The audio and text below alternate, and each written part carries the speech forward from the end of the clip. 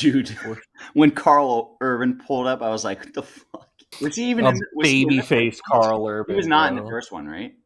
No. Okay. Yeah, dude, I didn't recognize him at first. It's like I know that guy's I've face. only for the longest time, Carl Urban to me was just the dude from Lord of the Rings. That's crazy. No, Yeah. he's always like the boys is what I think of. He's coming in and he's just like, so you mean to fucking tell me that there's a one ring and we need to destroy it? Huey, we got two hobbits trying to throw a ring into a bloody volcano. That's great. That's great. Shut the fuck up, Parker.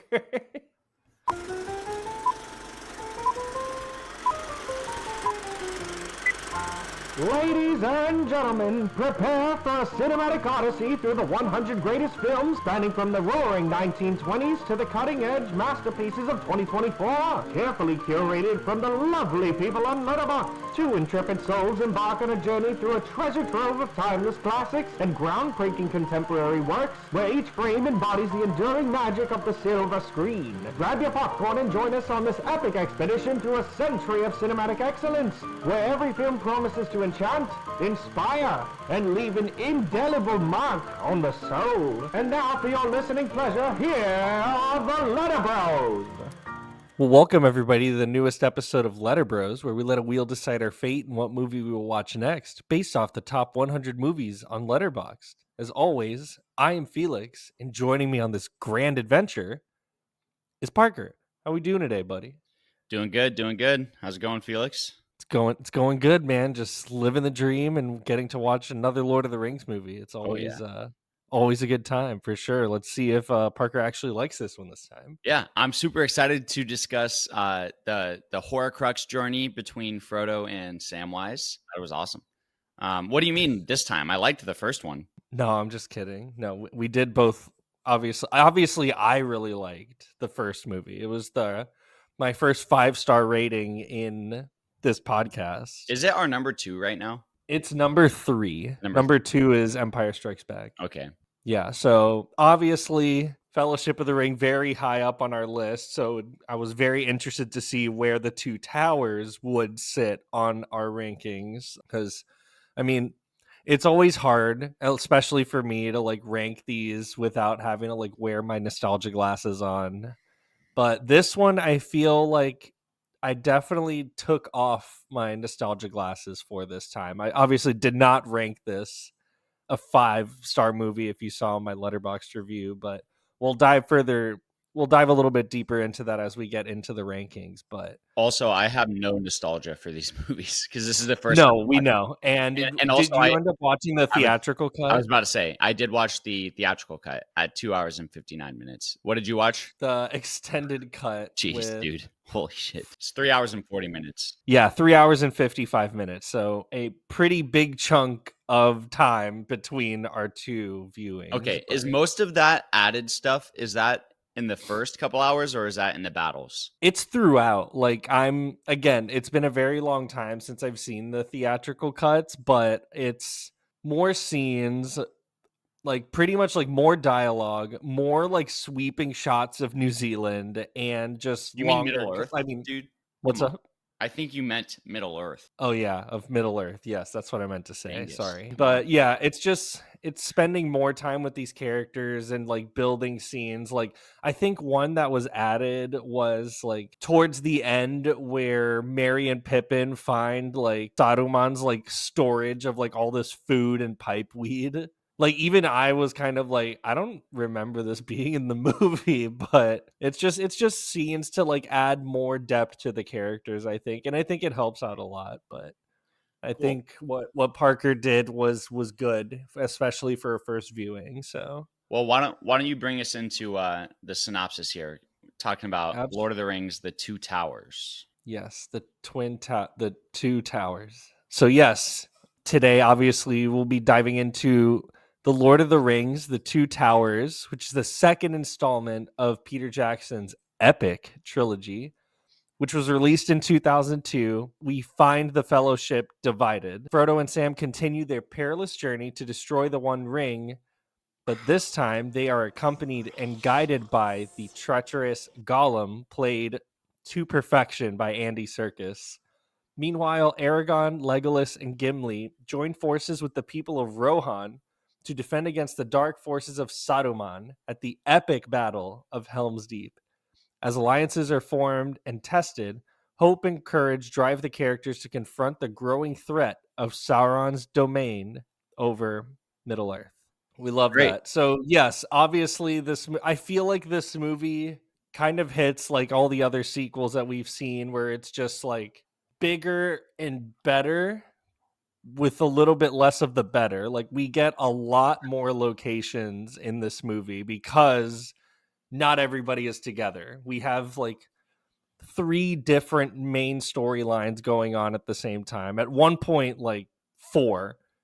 Actually, I'd say 4, because you have Frodo and Sam with Gollum. You have Merry and Pippin, who were just taken by the Uruk-hai, and now they spend the rest of their time with the Ents and Treebeard. Then you have Aragorn, Legolas, and Gimli with the people of Rohan, and then you have Saruman and Isengard like building this giant army and the ensuing battle that happens at Isengard, which his tower is one of the 2 towers, the other one being Barad-dûr, which is where Sauron's eye is, which you don't really see a lot of in this movie. Right. They So don't I make was very that confused as to tower. why it's called the 2 towers when really only like one is pretty predominant in the movie, but that's neither here nor there. I will go ahead and say this is my least favorite of the trilogy, but that doesn't mean that like it's a terrible movie. Because there's still some things that make it Yeah, fun. I think I would agree with you that I think I liked Fellowship of the Ring a little bit better, but the last hour of Two Towers is my favorite across both movies. So Yeah, like the Battle of Helm's Deep. essentially, and what is it? The Charge of the Ents, as well as Yeah. just everything that's going on. It's just so climactic and so entertaining for the last hour. However, I will say that the first 2 hours just they felt kind of boring to me, honestly. I got that we were getting a lot of setup and there were some moments that I enjoyed, but I really liked the last, say, hour and 20 minutes, especially compared to the rest of the movie. I love when sequels, especially in this type of series, can dive right into the action. When you have the first movie that is mostly a setup, you get a lot of the character development, you get the context for the situation, and you go into the sequel knowing that shit's about to go down. And that's what I thought we were going to get with the Two Towers. And while shit eventually does go down and it's amazing to watch, this movie really is not that type of sequel because you get essentially another hour and a half of continued setup and context.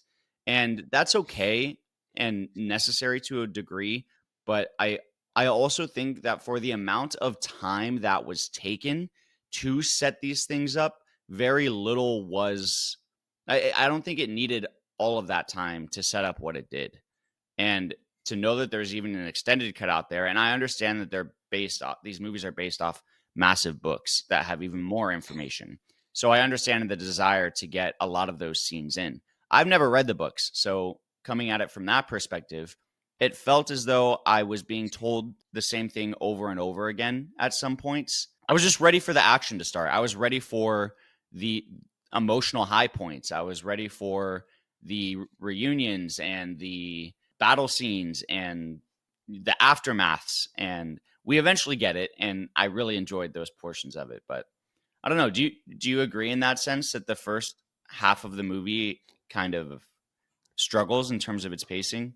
Yeah, that's where I do find somewhat of a fault with it. There's definitely times where I'm like, we can keep the ball rolling, but like this was probably the first time where I do like check my watch a little bit when watching the movie, and that it doesn't happen often because even with the extended cuts, the Lord of the Rings does keep my attention pretty much all throughout its massive runtime. But there are definitely times where I'm like, we don't need to further develop this. Like there are definitely points where I don't really remember what happened. Mhm. Like I kind of know like all the story beats of the Two Towers, sort of, but it's not one that I keep returning to. Like I either return to Fellowship or Return of the King, but Two Towers, there were times where I'm like, oh, this is what happened in this time, or like There's like even shots that I don't really remember, were ranging from like, oh, I don't think we really needed that, to like, holy crap, that's like one of the best shots of the movie. Like one that comes to mind is towards the end when they're like at the Fallen City with Faramir, and Frodo is like being tempted by the ring and trying to give it to the Nazgul, and we get this like crazy shot of Frodo with like bringing the ring up, and their fell beast is there like spreading its wings. I was like, fuck, I don't remember this in the movie, but this shit is awesome. I saw that. I'm pretty sure. Oh, I know. And Oh yeah. it's a big scene. Yeah. So I was Oh, like, okay. oh, I forgot that this was in this movie. Like there's a lot of times where I found myself being like that, but there were other times where I was like, all right, like even for the extended cut, like we don't need this much exposition, but I also just attribute it to like Tolkien's pretty tough to adapt. Yeah, definitely. There's a lot of politicking that takes place in the early stages of the film, specifically with Theoden. his possession by Saruman and Yeah, uh, Theoden. Theoden. Yeah, and Carl Urban, his character being driven out of Rohan, and what goes on there. Which And in the extended cut, he gets kicked out of Rohan, and then we get that like one scene of him meeting Aragorn, Gimli, and Legolas when they're like pointing the spears at them, and then he's like, "Here's 2 horses," and then don't see him again until the end of the Battle of Helm's Deep. And I was yeah, like, "Holy fuck, we just forgot about Keith Urban's character." oh no, definitely. Same with the theatrical cut, like everything that you're saying. And I don't know. And then they come But when back with but you have to admit though, when he does come back, it's fucking epic, and you get that like sea of horseback like going straight towards the Uruk-hai at the end with Gandalf like Oh, leading I the agree. charge. Like, It's epic, but also we don't see Gandalf again, like for a while up until that point. And then Gandalf comes in and like, bro, he's just hitting people with his staff. Like, aren't you super magical? Can't you fucking just wipe these motherfuckers out pretty quick? I mean, I like, I don't I know. don't know. That part of it, I was like, what is going on here? Where he's like shining the light in their eyes, basically. Yeah, like, dude, fire maybe fire instead of light. Maybe, but I don't know. I think Gandalf is like pretty elegant in the way that like he uses his magic, especially now with his new title as the White, which we'll kind of dive into here. Obviously, the beginning of the movie opens up with what happened with Gandalf after he fell with the Balrog in Fellowship of the Ring, and I think it's and we'll get into it in Return of the King, but it's one of the better openings of the movie. Like obviously in the Fellowship we get the opening of like the battle at Mordor where we see Sauron get his hand cut off, but this one is so good when he's falling down the chasm with the Balrog. We get that iconic shot like from far away of like the Balrog falling into like this giant pool of water, and like it's so good. Hmm. But then we see him, obviously Gandalf does die, but then from some other like being, he is brought back to life to basically fulfill his purpose of defeating Sauron and making sure that the One Ring is destroyed. So he inevitably becomes Gandalf the White, who kind of confusingly he introduces himself. He's like, "Yes, I am Saruman, but I'm also Gandalf." So it was that part's kind of weird, but we love it every time he comes back. It's So he just so is I was kind of confused by it, to be honest. he was basically like promoted. Like it's the White is like the highest ranking of wizard that you can accomplish like in the Lord of Okay. the Rings like universe. Okay. So Like you go even from he even like gets it's his like hair straightened out. Like yeah, Ian it's a McKellen's looking good. hierarchical thing. Yeah. Yeah, Okay. like the hierarchy, Gotcha. Okay, that makes sense. Yeah. the aristocracy, as Parker one would say. Shut up. Uh, I think I think I did prefer in the early half of the movie the scenes that we got with Frodo and Sam on their expedition to some Mhm. of what we were seeing with Rohan. I enjoyed what we were seeing with Rohan and the possession of Theoden, and I mean he looked massively different from possession to anti-possession. It was crazy. Yeah, Um, that's always really good. but parts of it, and I can't even really pinpoint exact moments where I felt it was dragging, but parts of it definitely felt choppy to me. I felt as though we could be moving a little bit faster. But yeah, I was there with Mary oh, being like, yo, these tree sequences need to be a lot faster. That was probably the only like that was the storyline where I was like least interested in until we get to the Battle of Isengard with all of like the Ents and shit. But oh yeah, I mean, at totally least worth in it. the I It's think a in lot of the payoff. extended cut, and tell me if this was also in the theatrical, where we keep cutting back to scenes of the Ents just talking to each other, and they turn around and he is like, we just finished saying good morning. No, that's not in it. We Oh well, then it was all and it's so like we get a I think couple that's really scenes where funny we'll though, go because back to we do get a scene though where that like they've been talking all day, and then Treebeard turns around and is like, "We have finally decided you are not orcs." I'm like, yeah, that's we have funny. agreed. Yeah. But I feel like that was where the movie was like, okay, like I get it. Like we're supposed to, have this inkling of the end language is takes very long to like say words, and he's like, and Treebeard brings up a really nice like line where he's like, something in Entish is not like Yeah, it we need takes to long to make speak. sure that what we're speaking in Entish is worth saying because it takes so long to utter the Right. words for it. So But then, like, all he's gotta do is let out a big old roar, and all the Ents are coming out yeah, swinging. and like he's just like, and we will not go to war. But then as soon as he walks outside, and shout out to Pippin, who was like, "Oh no, let's go south towards Isengard," kind of thinking like so he can see that Saruman is destroying the forest, and now he's like, "Okay, fuck it, we're gonna go fuck this guy up." Like Yeah, and it's awesome. it is, but not as awesome as the fucking. Actually, no, not as awesome as, and this is where I would like to jump into because there is a very memorable moment or just sequence in this movie of just Andy Serkis's performance as Gollum.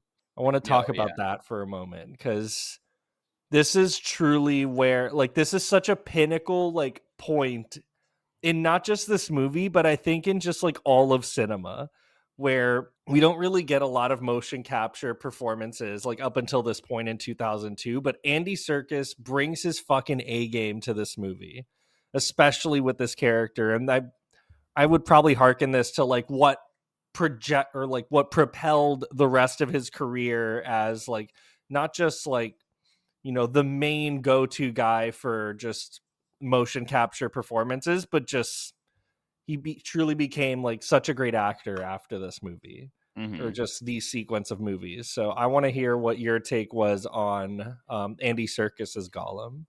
Same as you, I thought he was really good. I thought the whole storyline that was being told was very interesting and entertaining too. At first, I was confused. I was like, "Oh, this is just a weird quirk of the character that he talks in plural." But then, as it's revealed that he kind of has split personality, his Circus's performance really comes through, and it's good. They're such different creatures, Smeagol and Golem, and he does a really good job of listening to himself. You know? Mm-hmm.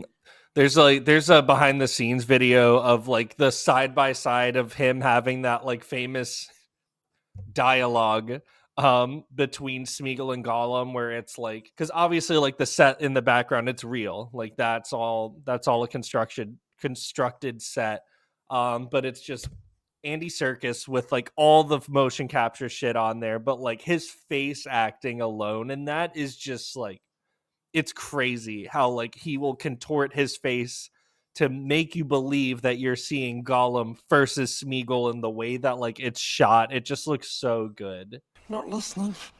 Not listening. You're a liar and a thief. No. And Yeah, you it's really truly impressive. do like get some moments and I just like I'm on the side of the like I hate Gollum like as like just a person like he's a terrible As a thing. person. But there's moments where like you kind of like sympathize with him where like Gollum is a tragic character. Like he was the most succumbed to the ring that anybody could have been. Like if Bilbo would have succumbed to the ring as much as Gollum did, he would have turned into a Gollum. Like there's literally a deleted scene from the movie that they actually filmed where Frodo is pretty much like in half makeup of Frodo turning into a golem that they didn't include in the movie. Why would they include that? To like kind of show, I guess, because there's some points in the movie where it like will show you a glimpse of like what is to happen if you Gotcha. succumb to the power of the One Ring, or if you Right, let Sauron win, or blah blah blah. Like right. I'm sure there was a scene that they wanted to include with like what would happen if Frodo succumbed to the power of the ring and started to basically turn into a golem. Yeah. But it's scary And looking. But on the topic of performances, I also want to shout out John Rhys Davies and Sean Astin again, because I feel like they're also highlights. John Rhys Davies in this movie is eating, dude. He's because he's Gimli doing is dual so roles funny. in this as during well. During the battle of Helm's Deep, when he's just standing and the top of his head is barely over the wall. It's just so good. So good. And Legolas is like, would you like me to describe it for you, or do you want me to find you a box? And Legolas is such a highlight too, Orlando Bloom in this movie. I think just their whole relationship in this movie is I literally have a note where like their relationship has developed so much in this movie versus what we get in the Fellowship of the Ring, and I just love it. Oh yeah. Like their banter, and especially when you have to think about that, like these are two races that like never got along for like pretty valid reasons. Like in The Hobbit, the dwarves they're pretty much having a dragon come in and try to destroy their homeland, and they ask the elves for help, and the elves pretty much turn away from them. So like I could understand why they would all be pissed off, but then you see these two random people joining together for this random circumstance, and they're having such a great relationship to the point that in the middle of this epic battle where people are dying, like the race of men is on the line, and they're out here doing a fucking body count. Dude, that was the best middle scene of in the the movie. battle. Best scene in the movie when Gimli's like, I've already got 2, and Legolas is like, I'm on 17. I was like, that's fucking golden. Now, right next to Legolas fucking reverse front flipping a horse, where Legolas is just like whoop and like reverses himself onto the horseback. Oh yeah. Dude, I'm like, what the fuck is Or this when guy? he's sliding down the stairs with a shield and just fucking hitting dudes with an arrow. Like Great it's moments. so good. Like the Battle of Helm's Deep is arguably like one of my favorite just like battle sequences of all time. And like we're gonna get more of them in Return to the King, but I mean Helm's Deep is just so iconic. Like you could clearly see that like this is the vision I have when I think of Lord of the Rings, where it's like, yes, for a majority of the wider shots, you get like these massive armies of Uruk-hai, but then when you get more condensed shots, you have like up to like 30 or 40 extras in a shot at a time of like everybody dressed up as Uruk-hai, and it looks so good. Mm. Speaking of the Uruk-hai, like especially in the beginning of the movie when we get to like the Merry and Pippin side of it when they're kidnapped, and we get like the Uruk-hai and the orcs get so much more personality. And I think it's so fun. We get such iconic lines as, What about their legs? They don't need those. or Looks like meat's back on the menu, boys. they're just so much fun. Like, I stupid. love the Uruk-hai and the orcs. They're so funny. Yeah, they're goofy, I would say. Also, one of the scariest scenes in all of Lord of the Rings, when they're walking through the bog, like Smeagol is leading Frodo and Sam through this like swamp essentially, and you see these like bodies in the water, and Frodo becomes hypnotized by one of them and falls in, and you just see these nasty, disgusting zombie like spirits trying to pull Frodo, and like, dude, fucking terrifying shit. Like, I was like, why is this PG-13? Like, this shit is fucking terrifying, dude. I suppose. Yeah. But I mean, you like Terrifier. Like that that was definitely some PG-13 stuff. Not yeah. Terrifier. Not Terrifier. I mean the What are you talking about? I mean, like compared to Terrifier, like, yeah, there's some zombies. I don't know. It wasn't that freaky. I mean, like when you're watching this as a kid, like that shit is Yeah. I can see pretty that. cray-cray. But where I'll lean into just like my qualms with the movie is definitely like, and we talked about it a little bit in Fellowship, where I said that this movie looks like it could be made today. This one definitely did not look like that. I don't think There either was of them did. definitely some like obvious green screen work, especially in the scenes like where they're Merry and Pippin are like on top of Treebeard, and it's just like clear as day green screen shots. Like it's not the best, but it was also 2002, so I'll give it that. That part hasn't really aged It that well. looks good for 2002, but I would disagree that it looks like it was made today. Yeah, that's where I'm saying that, like, I said that in the first episode. I would not say the same thing for this movie. Yeah, I think honestly this one looked better than the first one. Really? Yeah, I still don't think it looked like like it were made today, but I thought it looked better in most places. You get a lot bigger scale in this film too, which I like.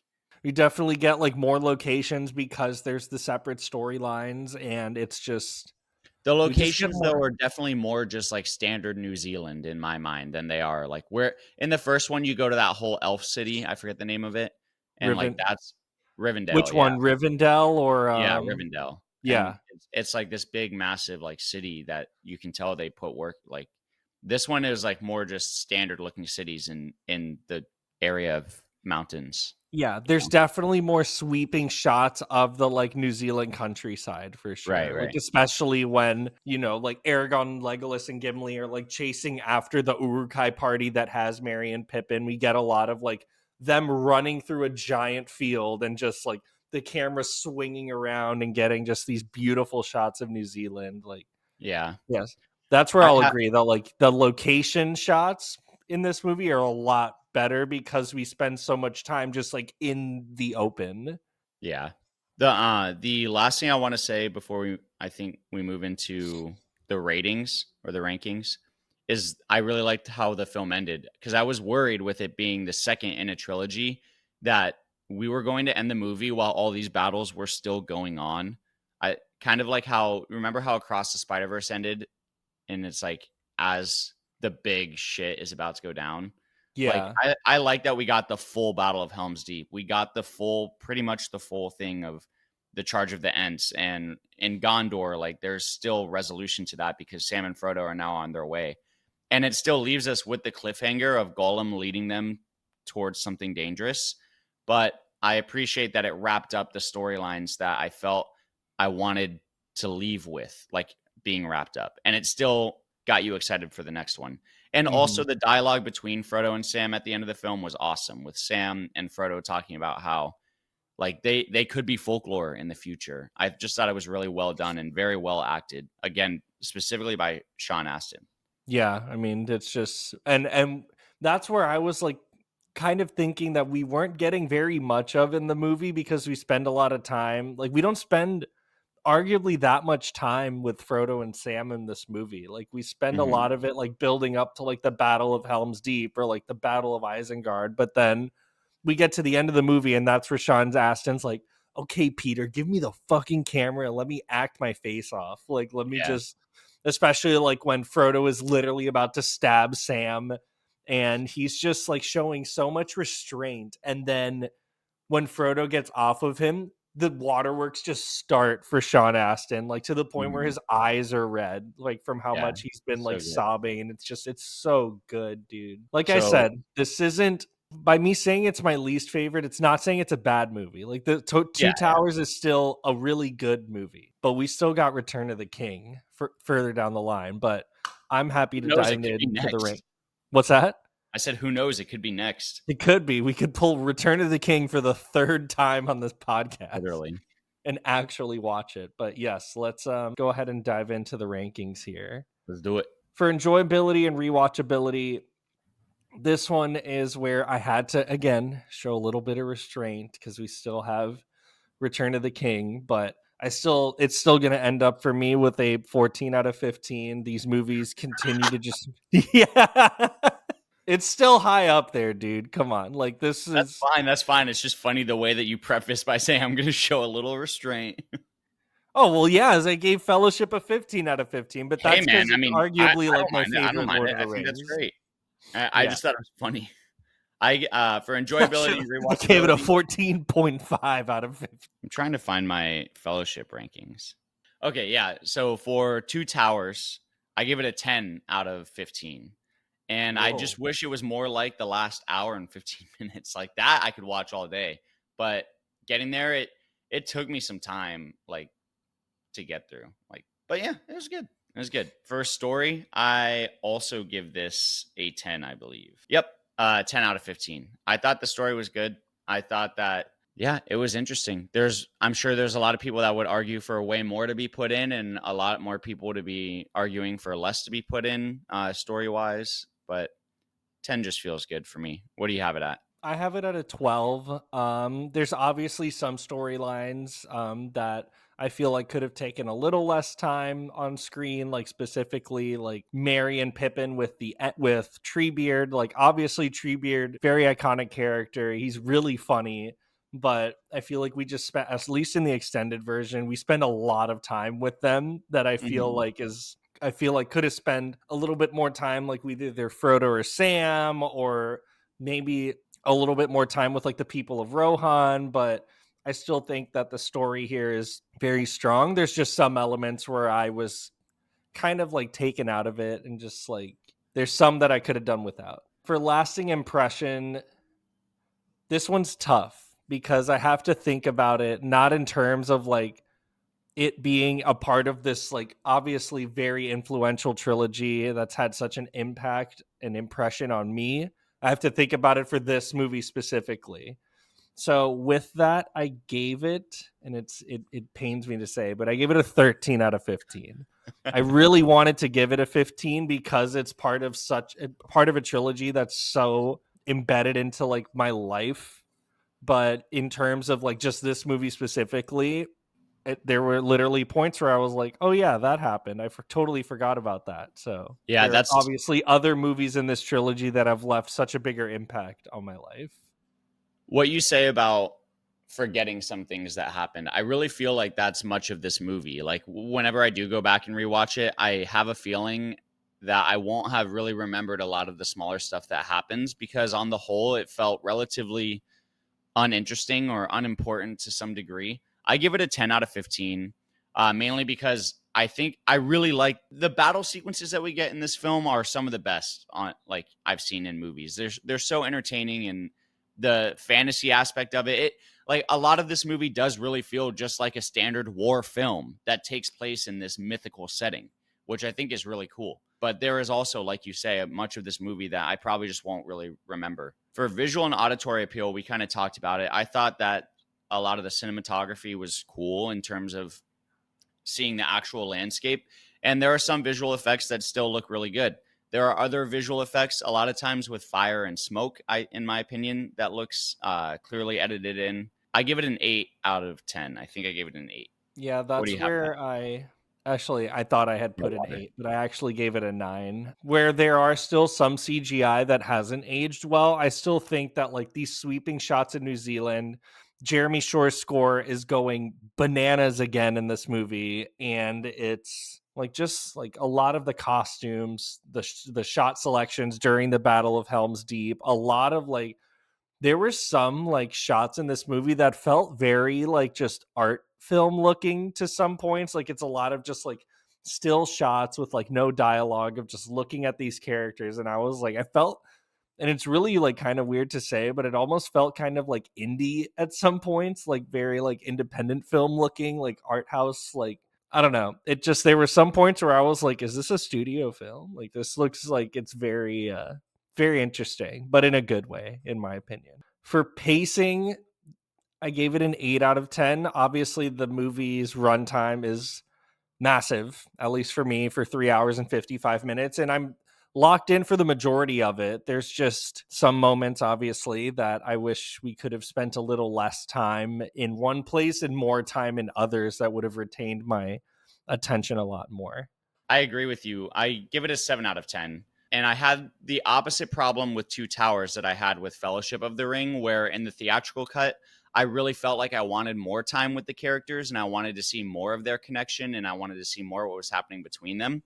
And in Two Towers, I felt like we still didn't really get a lot of connection between like Aragorn and Legolas and Gimli. Like we have some fun moments with them, and we definitely get more than in Fellowship. But it felt like we had too much time allotted to things that like it could have been trimmed back as opposed to added to, which is what I thought about Fellowship. So I give it a 7 out of 10. Any thoughts? No, just one, actually just one scene, just going back to just like building relationships between, like, I call them the big three: Aragon, Legolas, and Gimli, just because there's so many other names for everybody. But there's one scene where they're like the Uruk-hai are breaching the door to get into Helm's Deep, and they're kind of like around the corner to like buy them some more time to be able to like fix the door up. And Gimli asks Aragon, like, you have to toss me. I'm Yeah. not going to be able to make the jump on my own. And before he does it, like, Aragon's just giving him this look that's just so funny. And he's just like, Don't tell the elf. Not a word. Don't tell the elf. It's so funny. it's just, oh God, it's so funny. Again, just John Rhys Davies is just, he's having so much fun. And one other scene that I had just remembered was when the battle is over and Legolas and Gimli finally talk about how many orcs did they kill by the end of the night. And Legolas says 42, and Gimli's like, oh, well, that's cute. I killed 43, and he's sitting on an orc. And I guess the orc starts twitching, and Legolas just shoots him with an arrow. 43. He was already dead. He was twitching.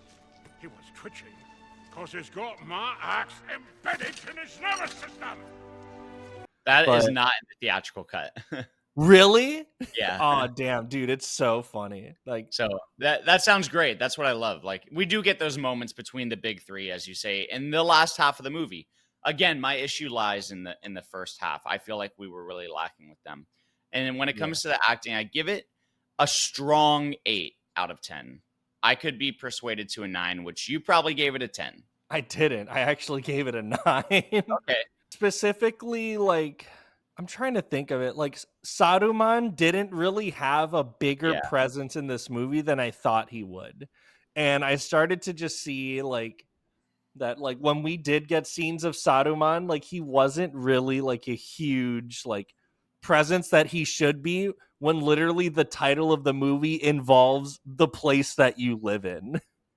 Pretty much. Yeah. So while everybody else, obviously, like John Rhys Davies, Orlando Bloom, Sean Astin, like everybody else is giving such peak performances. And obviously Andy Serkis, I think, arguably is the best performance of this movie. But just there's just other performances that really just take it aback for me to not be able to give it a 10 out of 10.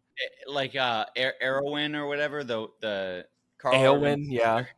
She's just like hopelessly swooning over Aragorn the whole movie. I'm like, give it a fucking break. Yeah, and it's which and also that's not her fault. That's not her fault. No, it's not. She's just a young girl who sees this, and I don't know if this is in the theatrical cut, but apparently Aragorn is 87 years old. Oh, really? I didn't. Okay, so then I guess that's not it. So yeah, and this is the first time I've heard about it too. So apparently Aragorn is part of a race of men that called the Dunedain, who just like are men that just live an incredibly long time. So I thought he was like joking at first, but then, you know, Eowyn brings it up. He's like, oh, you're part of this race of men. I'm like, motherfucker, you 87 years old? So this woman is just swooning over this 87-year-old man, which I'm like, what are you gonna do? You got it, bro. I mean, shout out to Viggo Mortensen. He's a good-looking man. All right, what'd you give the sod? The sod, I gave it an 8 out of 10. Like I said, I attribute it more to just like the special effects that we get for some parts of the movie, where it makes it feel like it's a set or it's a movie. Like, it doesn't. There's some parts that take me out of the Middle Earth aspect of it a little bit more here than what we got in the Fellowship of the Ring. Oh, I gave acting a 9. My bad. I looked at my ratings wrong. Oh, you gave acting a 9? Good. Yeah, and I agree. I think I agree with that. What about the sod? What about the sod, though, I also gave it I gave it a week 8. I might pop down to a 7. But because the movie it's Lord of the Rings, like I'm not going to sit here and just completely break it apart for some goofy stuff. Like, but instances in which Gandalf is coming in on a horse and again just hitting people with this magical staff, and he's just using it as a blunt force weapon. I'm like, come on. What are we doing? Part an old man from his walking stick. What are we doing? So I might revisit that. We'll see. For originality, this is so hard. I mean, obviously, it's a legendary, well-known book series, and the movies are just as iconic. So, I mean, it's an original adaptation of a work. It's very tough. I give it an 8 out of pure like paralysis by analysis. I don't know where else to lie with this, so I give it an 8. What about you? I mean, I gave it a 10 out of 10. Okay. I mean, like, just I think about it in the way of like how this movie was made, the techniques that were used for the time, and just having such a loyal adaptation to Tolkien's work, to which, again, before we got the live action, we had a Rankin and Bass animated version of these movies that were planned to be some sort of trilogy. Like, they came out with a Hobbit movie and they came out with the Fellowship of the Ring, but they didn't come out with any other ones. So I would say that this is a very big, including the other two movies, is a big introduction to Tolkien for the world. And this movie certainly helps out with that a lot. So in a way, what Peter Jackson did with these movies, very highly original, even if it is based off of an already existing piece of fiction. Is there any knowledge on what Tolkien thinks of the movies? I would assume he likes them. Well, Tolkien died before the movies came out, buddy. Oh. he was like, actually, when did Tolkien die? I know it was well before these movies even came out. So I did not know that. He died in 1973. Oh. Yeah. Dang, so I did not know that these books were written that long ago. The Hobbit came out in 1937. Fellowship came out in 54. So wow, it was a lot of time. Yeah. So The Hobbit came out first, obviously. But yeah, he has no opinion. He won't be getting a quote from Mr. Tolkien. Attachment, I gave this a 4 out of 5. It wasn't my favorite Lord of the Rings movie, but it still holds a pretty... I feel like more so like what attaches me to this movie is obviously the Battle of Helm's Deep, but this movie is also has a lot of memes in it. Like, there's definitely like quotes from the movie where I was like, especially like with what the orcs are saying, or like more famously Sean Astin's potatoes, boil them, mash them, stick them in a stew. That's what I remember most, and it still makes me laugh, and it obviously like holds a special place in my heart. But in terms of like emotional impact, we got another movie that'll do that. For me, same as Fellowship, I gave it a 3 out of 5. Gotcha. So we land it at an 87, so a 4.5 star movie for me, and then you're at a 73, a 3.5 star movie. That's good. Holy damn! I feel like that's good. Yeah, 3.5 stars is good. So that puts it. Oh damn! It's tied with a couple movies. What is it at? At a flat 80? It's a flat 80, tied with Wild Strawberries and The Pianist. All right, let me check here. I think my attachment is a 3 for all of them. I think mine for Wild Strawberries was a 4. Oh no, it was a 3. Mine was also a 3, and for The Pianist, I definitely gave it a 2. I gave that a 3 for attachment. So it goes above The Pianist, and I think definitely above Wild Strawberries. It would be our average for the top 3, right? So I think this is our highest scoring 80. Sure is our just our outside the top 80. 10. Just outside the top 10. Yeah, which I feel comfortable with. I mean, again, The Two Towers is not my favorite, so it's not gonna get fucking obviously like boosted up by my score. So, but yeah, so we have it at a score of an 80, just like what Parker said, just outside the top 10. But I feel comfortable with that. I also I'm have to loving our change my list. rating on Letterboxd because it definitely changed during this podcast. Okay. I originally had it at a 90. Oh, dang. Okay, 3 Yeah. point difference. Yeah. Yeah, so but it's still a 4.5-star movie for me. But Yeah, still, I mean, great. As most of the movies have been that we've watched, I'm glad I watched it, and I'm excited to see what we're going to watch next. Absa for Rickin' Lootly. I am so pumped. What the fuck? Get the hell out of there. This little ad. Return of the King. Honestly, dude, we're starting to see a lot more movies on this list now. Oh, yeah. What number movie are we about to pull? Like 28? We're about to pull, yes. No, not 28. We're about to pull number 29. Nice. Yeah. We're about to pull number 29 here. Wow. So I can read every single title on the wheel right now. I can. We still It have just- a lot of good titles on there too, Felix. I'm excited. Same here. Who knows? Maybe we might just pull Return of the King again. That'd be so funny. Only one way to find out. But I see Interstellar. I see Yee. But all right, I'm excited. Are you ready, buddy? I'm ready. Let's do it. Let's fucking do it. All right, here we go, baby. We're spinning. Oh, what in the world? All About Eve. That's all right. I wonder if this is even still on the top 100. It's number 96 when we made this list.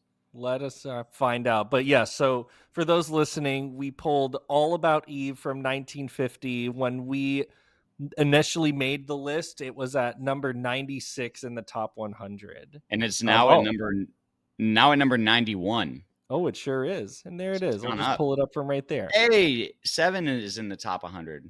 Is it in our list? Actually, that's a great question. I don't think it is. I don't think it is either. Let me see. No, it's not. Damn. I know. I do love 7, but we'll hopefully we love more is All About Eve, directed by Joseph L. Mankiewicz. It currently is at number 91, just like Parker said, in the top 100 list. So it did jump up a little bit. Currently sitting at a 4.4 average rating with 2.8 thousand fans. It's all about women and their men. From the moment she glimpses her idol at the stage door, Eve Harrington is determined to take the reins of power away from the great actress Margot Channing. Eve maneuvers her way into Margot's Broadway role, becomes a sensation, and even causes turmoil in the lives of Margot's director, boyfriend, her playwright, and his wife. Only the cynical drama critic sees through Eve, admiring her audacity and perfect pattern of deceit. I'm actually excited for this. Yeah, same here. It's a nice little change of pace, obviously, from the Lord of the Rings, but I'm excited. Should be a good time for sure. I'd like to read a portion of the top Letterboxd review for All About Eve. Before this Okay. film started, there was a couple a few rows back, but when the black and white Fox logo appeared, one of them said, "This isn't La La Land," and then they walked out. It should be a fun little movie. Not gonna lie. Another one down. One down and a couple more to go. We're almost 30% of the way Yep. through this list. We've got 70 to go after All About Eve. It's gonna be crazy for sure, dude. But as always, Parker, it's fun to always talk about Lord of the Rings, and honestly was very surprised I was tamed for what it was. But I loved it, and I'm excited for All About Eve. But as always, where can people find you? You can find me on Letterboxd at Parker_Paget. You can also find me at Parker_Paget on Letterboxd. That's right. No, you can find me at Etzio911. That's ETZIO911 on Letterboxd, and just follow LetterBros Pod on Instagram for updates. But as always, this is the LetterBros Podcast, and we will see you at the movies.